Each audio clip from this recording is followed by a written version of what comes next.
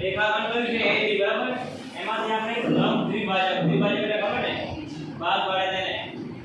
હું તો એક ઊભી લાઈન દોરવાની બરાબર પછી તો આ જે ખૂણા કેટલા માં ખબર પડે 90 આ કેટલા થવાનો 90 આ કેટલા થવાનો 90 ટોટલ કેટલા થાય 360 બરાબર તો જે પહેલા હું કર્યું ભાઈ આપણે માપ પટ્ટીની મદદથી એક AB દોર્યું બરાબર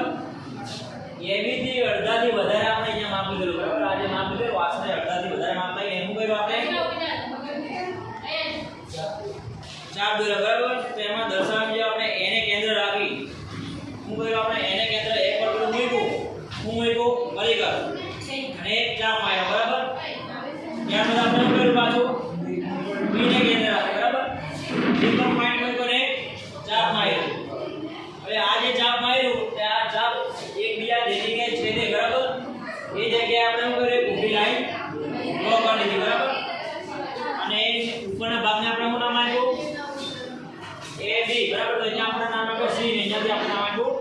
D બરાબર લાઈન દોરીને નામ આપ્યું CD અહીંયા આપણે નામ આપી દઈએ બરાબર તો આવું થઈ ગયું જેવું નામ બની ગયો ને આપણે કોઈને ભાગી દીધું બરાબર હવે જો મારે લાઈન દોરવી હોય હવે આને લાઈન દોરો બરાબર તેમ પ્રોપર અહીંયા ખૂણો એમ તેમ થોડા ઘણો બરાબર ને પણ જો ચાપ દોરીને ત્યાં જે માર્યું બરાબર લાઈન આપણે જે દોરી તે કેવી દોરી એકદમ સીધી બરાબર અને ખૂણો બેનો કેટલો 90 નો આવી ગયો બરાબર ને એકદમ પરફેક્ટ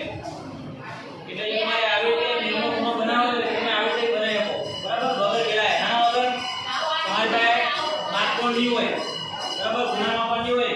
એના વગર આપણે ચાપની મદદથી ખૂણો બનાવી શકીએ બરાબર ખબર પડ્યો આવડી ગયું કે નહીં આવેલું યસ આવી ગયું